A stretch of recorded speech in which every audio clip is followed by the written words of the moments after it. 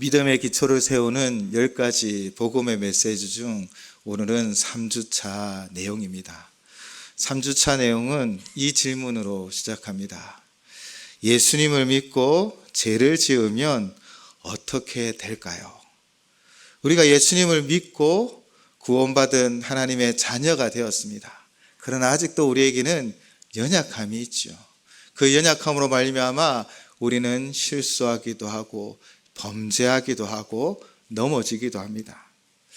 그런데 믿는 사람이 짓는 죄는 믿기 이전의 사람의 죄의 결과와 너무나 다릅니다.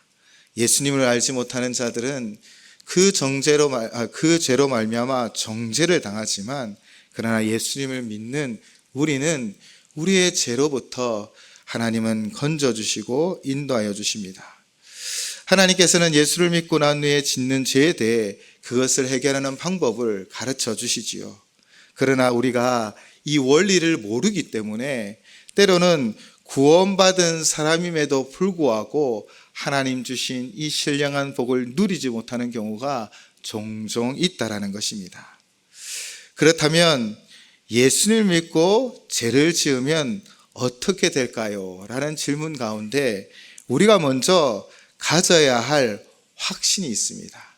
여러분이 가져야 할, 제가 가져야 할 확신이 있습니다. 무엇을 먼저 가져야 할까요? 첫째는 그리스도 안에 있는 사람에게는 결코 정죄함이 없습니다. 로마서 8장 1절에서 2절 말씀 다시 봉독하겠습니다. 그러므로 이제 그리스도 예수 안에 있는 자에게는 결코 정죄함이 없나니 이는 그리스도 예수 안에 있는 생명의 성령의 법이 죄와 사망의 법에서 너를 해방하였음이라. 아멘. 왜 그리스도 안에 있는 사람에게는 결코 정죄함이 없을까요? 첫째는 십자가는 우리의 모든 죄를 완벽하게 구원하는 능력이 있기 때문입니다. 여기서 모든 죄라고 하는 것은 작고 큰, 그러니까 말 그대로 모든 죄를 말하는 것이지요. 그리스도의 십자가는 우리의 모든 죄를 해결하는 완전한 능력임을 믿습니다. 정죄함이 없다는 것은 죄를 지어도 하나님께서 우리를 죄인으로 여기지 않는다라는 뜻이 포함되어 있습니다. 다르게 말하면 죄를 지어도 예수 그리스도 안에 있는 이미 얻은 구원 그리고 영생의 복을 잃어버리지 않는 것을 뜻하는 것이지요. 여러분, 우리가 예수님을 믿고 그분의 길을 따라가지만 우리가 혹 넘어지고 잘못된 길을 가고 그렇게 죄를 짓는다 하여서 우리의 구원을 또 영생의 복을 결코 잃어버리지 않습니다. 바로 그것은 십자가에서 우리의 모든 죄를 다 해결받았기 때문입니다. 십자가는 과거의 죄, 그리고 현재의 죄, 그리고 미래의 우리의 모든 죄를 다 감당할 만한 능력이 있습니다. 그 십자가는 우리의 모든 죄를 이미 다 감당하여 주셨습니다. 그러므로 우리는 죄로 말미암아 정죄를 당하지 않고 영원 형벌을 당하지 않습니다. 우리는 구원을 받았고 영생복을 누리고 있는 것이지요. 그러나 이 말씀의 중심을 잘 잡아야 합니다. 우리가 죄로 인하여 다시 정죄를 받지 않아 영원한 심판을 받지 않는다고 해서 이제 마음껏 죄를 지어도 되겠구나라고 생각한다면 큰 실수여 큰 문제를 일으키는 것입니다. 오늘 3주차 중심 주제는 우리가 그리스도 안에 있는 사람이라는 것입니다. 하나님 안에서 살아가는 하나님의 자녀된 우리가 혹 실수하고 범죄하여 죄를 지었을 때 그것을 어떻게 해결하느냐를 우리에게 가르쳐 주는 것이지요. 십자가로 이미 모든 죄의 용서함을 받았습니다. 그러나 혹 우리는 범죄하여도 하나님의 자녀임을 믿으시기 바랍니다.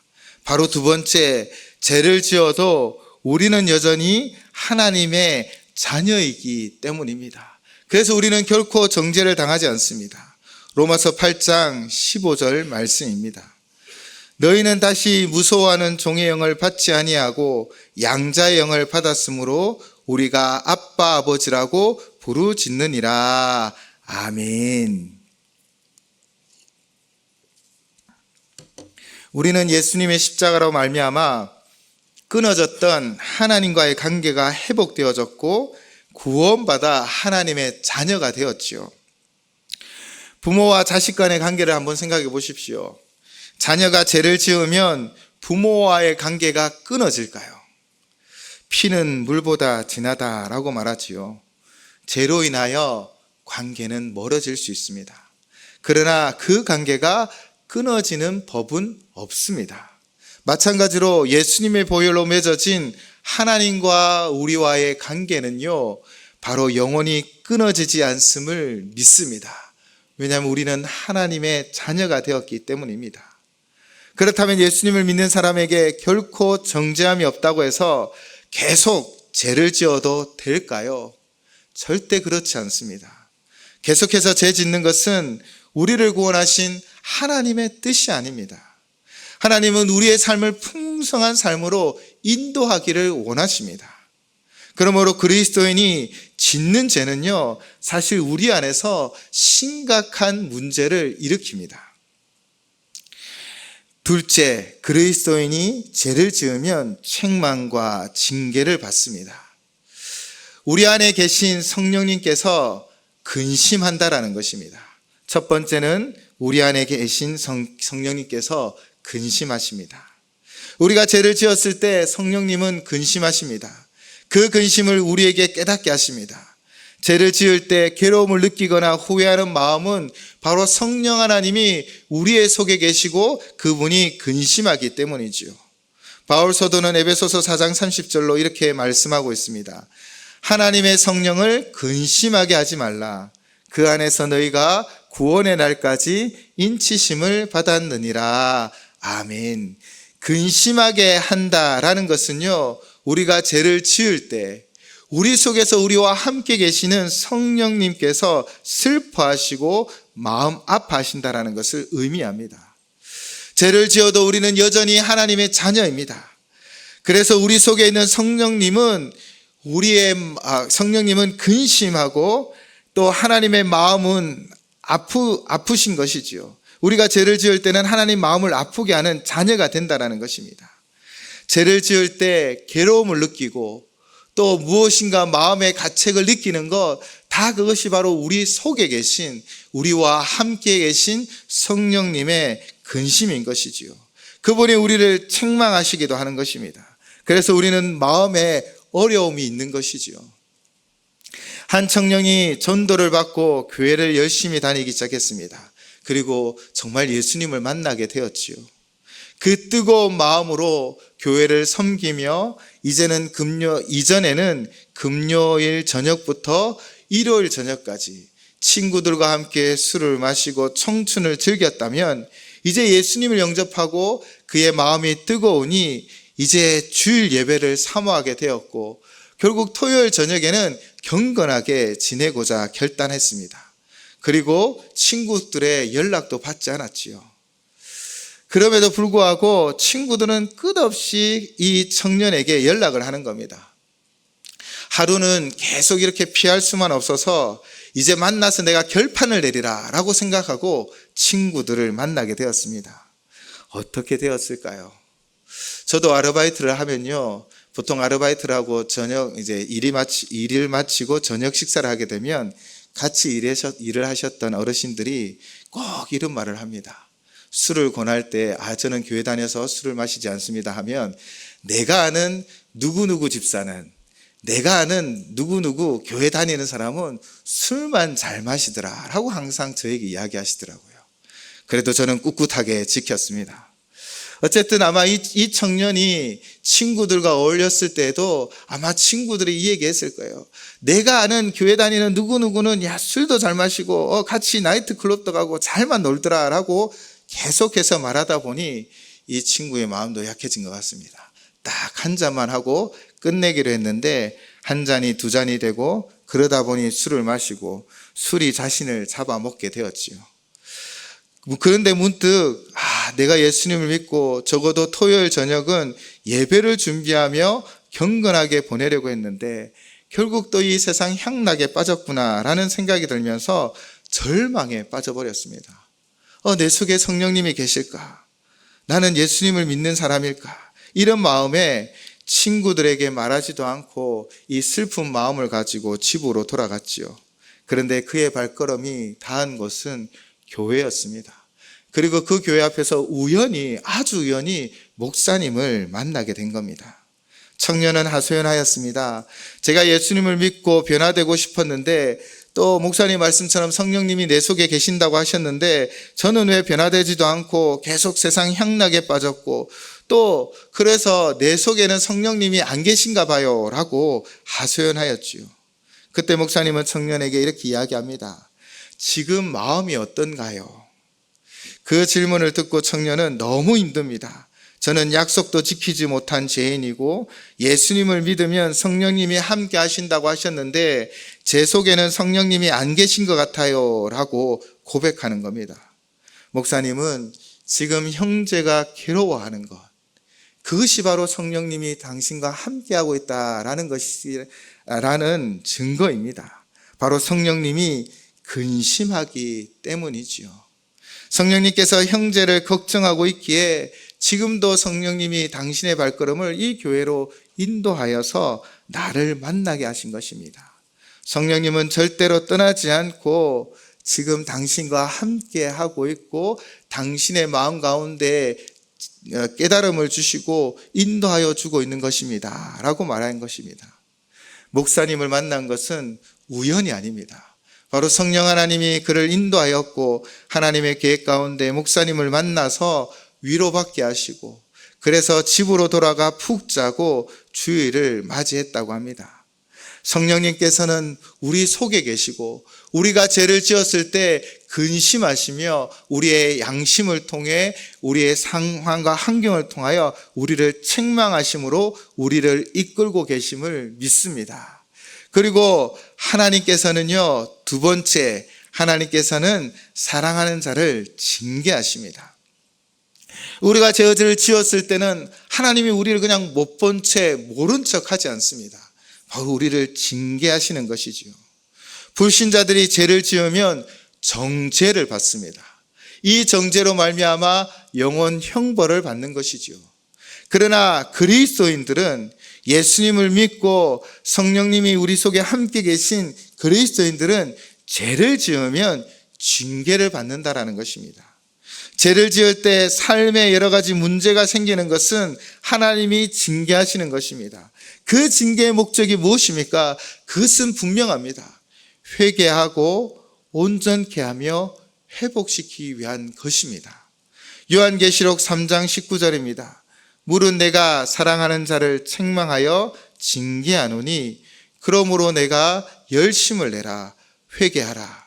그리고 히브리서 12장 6절입니다. 주께서 그 사랑하시는 자를 징계하시고 그가 받아들이시는 아들마다 채찍질하심이라 하였으니 아멘. 하나님께서 우리가 죄를 지으면 슬퍼하고 마음 아파하시지요. 성령님께서 근심하십니다. 그리고 하나님께서는 우리는 계속 죄를 짓도록 내버려 두지 않으시고 죄를 지을 때 징계하심으로 우리를 인도하여 주시는 것입니다. 육신의 부모님도 자녀가 잘못되어지고 잘못된 길로 가게 되어지면 때로는 매를 들기도 하십니다. 훈육하시기도 하시지요. 선한 목자는 지팡이와 막대기로 양을 인도합니다. 그 막대기의 끝은 갈고리처럼 되어 있습니다. 그 갈고리로, 그 지팡이로 길을 벗어나는 양을 어떻게 할까요? 그 목을 걸어 당깁니다. 비록 양은 아픔이 있지만 그러나 그 길에서 벗어나지 않는 거예요. 또 구렁텅이에 빠지면 어떻게 할까요? 그 갈고리로 그 양을 끄집어 올리는 것입니다. 그렇게 하나님의 징계는 우리를 살리고 우리를 인도하여 주시는 것이지요. 하나님의 징계는 우리를 사랑하기 때문입니다. 우리를 살리고 거룩한 삶을 이루고 하나님 사명을 이루고 그 신령한 복을 누리게 하려는 것이지요. 그런데 우리는 이 부분에서 한 걸음 더 나아가 생각하셔야 합니다. 우리가 당하는 어려움에는 약 3가지 종류의 어려움이 있습니다. 첫째는 징계일 수 있습니다. 우리의 죄로부터 우리를 건지시고 우리를 바른 길로 가게 하시며 또 하나님의 그 신령한 은혜와 복을 누리도록 돌이키시는 것입니다. 두 번째는 훈련입니다. 시련과 환난을 통해 우리를 정금같이 만들어 가시는 것이지요. 이것은 테스트라고 말할 수도 있을 것입니다. 바로 아브라함에게 100세 낳은 아들을 이삭을 바치라고 하신 것입니다. 셋째는 마귀의 시험입니다. 그 분명한 예가 욥의 경우이지요. 마귀는 우리의 믿음을 무너뜨리려고 고난과 환난으로 우리를 흔듭니다. 그러나 끝까지 견디고 인내하는 자가 결국 승리할 줄을 믿습니다. 이 모든 것이 다 하나님 역사 속에 있습니다. 때로는 우리가 징계를 받고요, 때로는 훈련을 받고, 때로는 마귀의 시험을 받는 모든 것도 다 하나님의 역사 속에 있음을 믿습니다. 우리가 징계를 받을 때 우리는 우리 자신을 되돌아보셔야 합니다. 우리가 훈련을 받을 때는 나의 연약함이 무엇인가를 생각하셔야 합니다. 우리가 마귀의 시험을 당할 때는 내가 어떤 틈을 주었는지 자신을 되돌아보셔야 합니다. 이처럼 믿음으로 나아가 회개하고 인내하고 견뎌내면 우리는 더욱 깨끗해지며 성장하고 하나님의 은혜와 복을 누리는 하나님 자녀가 되어짐을 믿습니다. 사랑하는 여러분, 우리의 모든 삶은 하나님 손 안에 있습니다. 우리가 만나는 고난과 환난도 하나님 뜻 안에 있습니다. 우리 자신을 먼저 돌아보시고요, 또 견디고 인내하시고요, 또 믿음으로 나아가면 결국 이 일을 통하여 하나님은 우리를 더 큰 은혜와 복으로 채워주실 것이고 사명을 감당하는 하나님 사람 되게 하여 주실 줄을 믿습니다. 셋째는 그리스도인이 죄를 지으면 은혜와 복을 누리지 못합니다. 우리가 죄를 지어도 정죄함을 받지는 않습니다. 영원 형벌을 받지는 않습니다. 그러나 그리스도인이 죄를 지으면요, 그 하나님의 은혜와 복을 누리지 못합니다. 첫째는 기쁨과 감사, 평안을 누리지 못합니다. 우리가 죄를 지으면요, 우리는 감사와 평안함이 아니라 괜한 마음의 불안과 이 불평, 원망, 짜증이 일어나는 것이지요. 로마서 14장 17절 말씀입니다. 하나님의 나라는 먹는 것과 마시는 것이 아니요 오직 성령 안에 있는 의와 평강과 희락이라. 구원받은 하나님의 자녀에게는요, 기쁨과 평안과 감사의 삶이 약속되어져 있습니다. 의와 평강과 희락이 우리의 마음 가운데 주장한다라는 것입니다. 환경이 좋아서 또 환경이 나빠서 우리의 중심이 흔들리는 것이 아니라 구원받은 하나님의 백성은 기쁨과 평안, 감사, 의와 평강과 희락을 누리는 것입니다. 이것이 약속되어져 있는 우리의 삶입니다. 그러나 우리가 죄를 범하고 범죄하게 되면 이 모든 것을 잃어버리는 것이지요. 보이는 것보다 보이지 않는 진짜를 누려야 함에도 불구하고 우리는 보이는 것에 흔들리는 삶을 살게 되어집니다. 마음이 바르지 않기 때문이지요. 사람들은 이렇게 이야기합니다. 세상 만사 마음 먹기에 나름이라고요. 마음이 중요합니다. 우리가 정말 하나님 주신 기쁨과 감사와 평안, 또 의와 평강과 희락을 누리고 있다면, 우리의 마음에 있다면 우리는 능히 우리의 삶을 감당할 수 있을 줄을 믿습니다. 환경이 힘들고 어려울지라도 주님 주신 이 능력과 힘으로 우리는 우리의 삶을 감당하는 거예요. 그러나 그리스도인이 죄를 지으면 이것을 누릴 수 없습니다. 마음은 불안해지고 감사하는 마음 대신 불평과 원망과 짜증이 일어난다는 것이지요. 그러므로 우리가 죄를 지으면 하나님이 은혜의 복을 누릴 수 없게 되어지는 것입니다. 그리고 성도가 죄를 지으면 어떻게 되어집니까? 예배가 무너지고 기도가 막힌다라는 거예요. 두 번째, 예배가 무너집니다. 기도가 막힙니다. 예배와 기도는 우리와 하나님과의 교제의 통로입니다. 그런데 우리가 죄를 짓게 되어지면요, 이 통로가 막힌다라는 거예요. 하나님께서 주시는 은혜를 누리지 못합니다.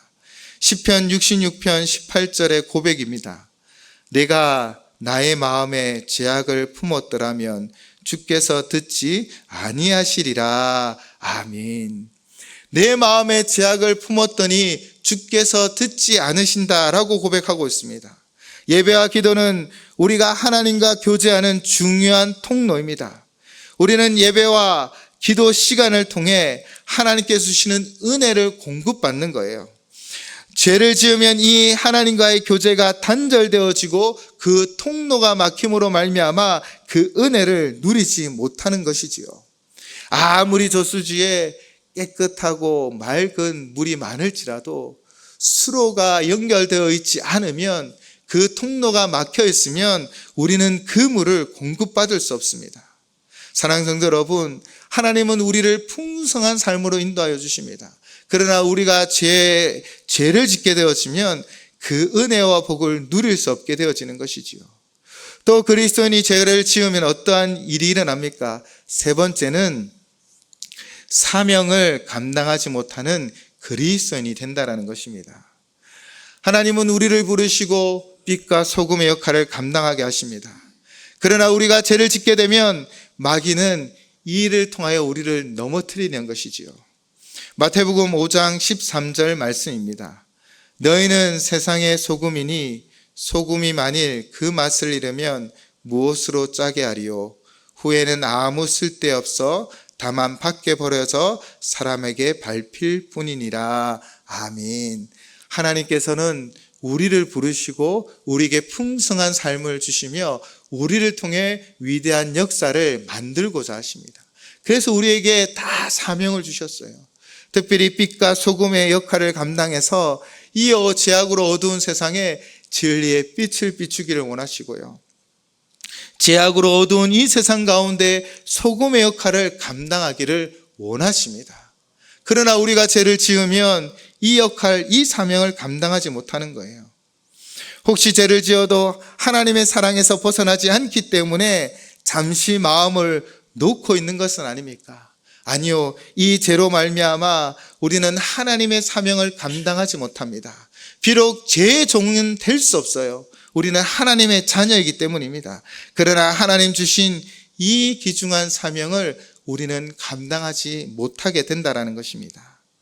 가끔 인사청문회를 보게 되고 또 신문 뉴스를 보면서 이 인사청문회 대상자들이 자신들은 너무나 쉽게 생각했던 죄의 문제에 걸리는 것들을 보게 되어집니다.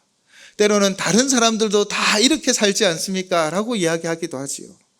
그러나 그 작은 죄가 종종 그의 발을 걸어 넘어뜨려 낙마하게 하는 것이지요.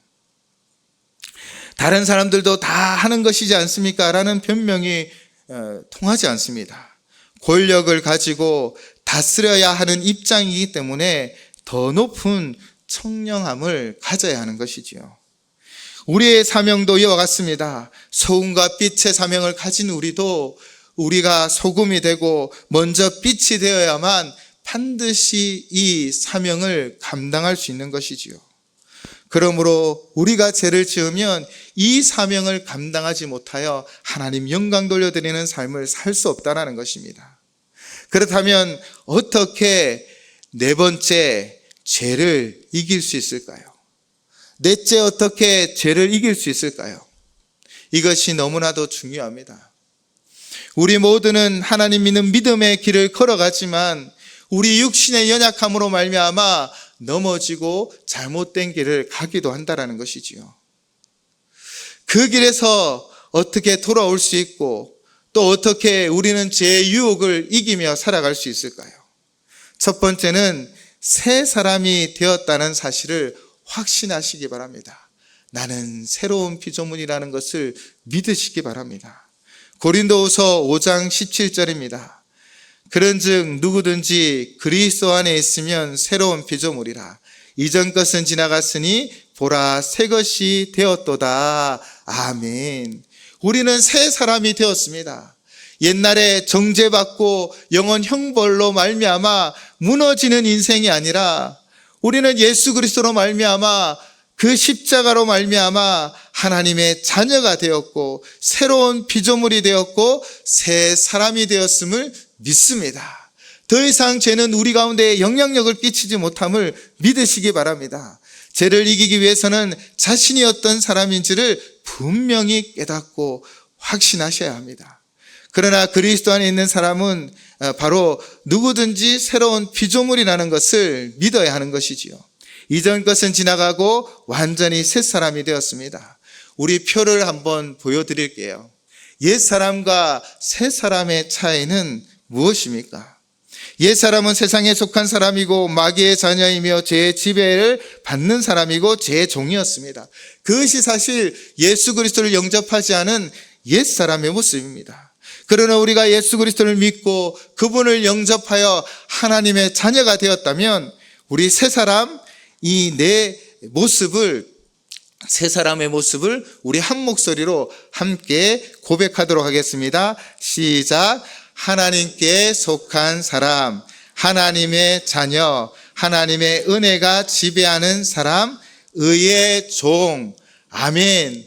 바로 여러분이 하나님에 속한 사람, 하나님의 자녀, 하나님의 은혜가 지배하는 사람, 의의 종이 되었음을 믿습니다.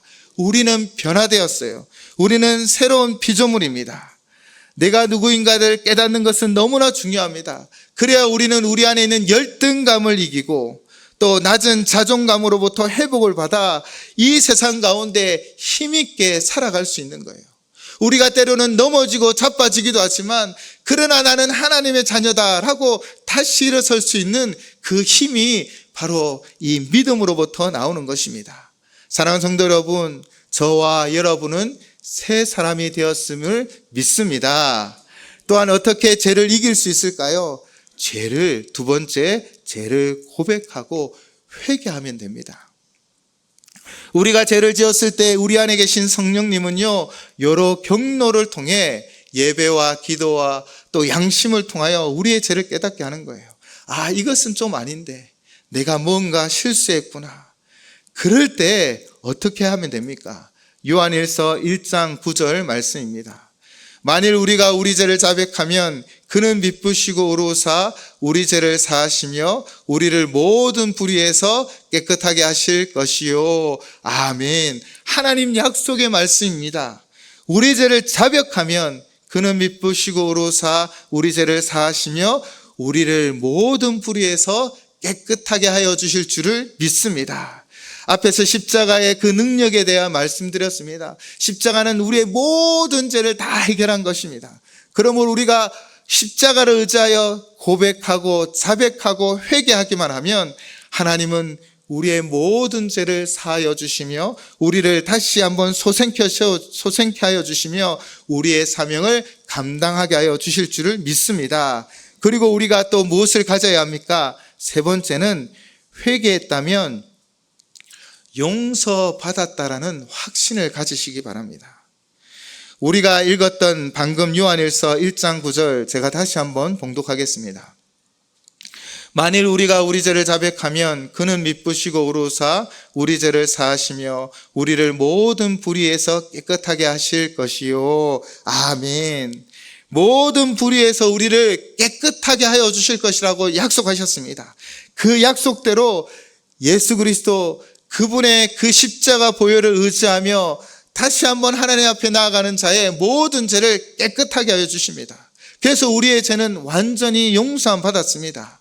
이 확신이 너무나 중요합니다. 이 확신을 가질 때 우리는 죄책감으로부터 해방받고 또 구원받은 자의 이 복을 누리며 살 수 있다는 것입니다. 우리의 죄는 십자가에서 다 해결되었기에 우리가 회개하고 나아가기만 하면 우리는 그 하나님의 은혜와 복을 누릴 수 있습니다. 하나님 약속하신 그 풍성한 삶을 누릴 수 있습니다. 이 믿음을 가지고 늘 하나님 앞에 나아가시기 바랍니다. 마지막으로 네 번째는 어떻게 우리가 죄를 이기며 살아갈 수 있을까요? 그것은 바로 회개를 통하여 죄를 이길 수 있습니다. 요한일서 5장 18절입니다. 하나님께로부터 난 자는 다 범죄하지 아니하는 줄을 우리가 아노라. 하나님께로부터 나신 자가 그를 지키심에 악한 자가 그를 만지지도 못하느니라. 아멘. 갈라디아서 5장 16절입니다. 내가 이르노니 너희는 성령을 따라 행하라. 그리하면 육체의 욕심을 이루지 아니하리라. 아멘. 성령님이 근심하고 책망하실 때 돌이키기만 하시면 됩니다.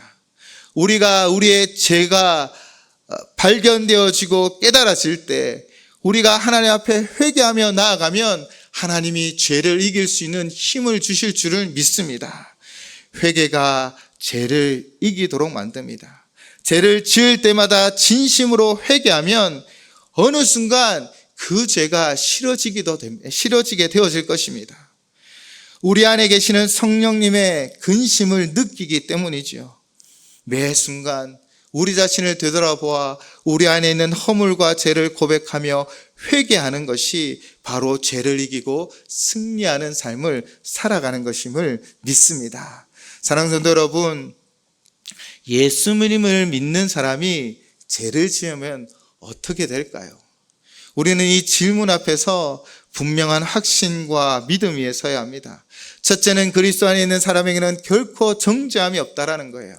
우리는 정죄함을 받아 영원 형벌을 받지 않습니다. 무엇 때문입니까? 바로 십자가가 우리의 모든 죄를 용서하여 주었기 때문입니다. 십자가는 우리를 구원할 수 있는 구원의 능력이기 때문입니다. 또한 죄를 지어도 우리는 여전히 하나님의 자녀이기 때문입니다. 둘째는 그리스도인이 죄를 지으면 책망과 징계를 받습니다. 성령 하나님이 근심하시며 우리를 책망하심으로 우리를 깨닫게 하시는 것이지요. 또 우리가 죄를 지으면 하나님이 때로는 우리를 징계하심으로 우리를 바른 길로 인도하여 주십니다. 세 번째, 그리스도인이 죄를 지으면요, 은혜와 복을 누리지 못합니다. 하나님은 우리를 풍성한 삶으로 인도하십니다. 바로 기쁨, 감사, 평안을 누리지 못하고요, 예배가 무너지고 기도가 막히는 것입니다. 사명을 감당하지 못하는 그리스도인이 되는 것입니다. 그러므로 죄를 지으면 그 은혜와 복을 누리지 못함을 깨달아라. 우리는 늘 죄 가운데 있는 것이 아니라 회개함으로 더 하나님께 가까이 나아가야 합니다. 그렇다면 어떻게 죄를 이길 수 있습니까? 내가 새 사람이 되었다라는 것을 확신하시고요, 늘 자신을 돌아보아 죄 고백을 하며 회개하시고요, 회개했다면 용서받았다라는 확신을 가지고 살아가시기 바랍니다. 그리고 계속해서 회개하시면 언젠가는 반드시 내 속에 있는 연약함을 이기고 승리하게 되어질 줄을 믿습니다. 이 믿음으로 오늘도 내일도 주와 동행하는 우리 모든 성도님 되시기를 주님의 이름으로 축원을 드립니다. 기도하시겠습니다.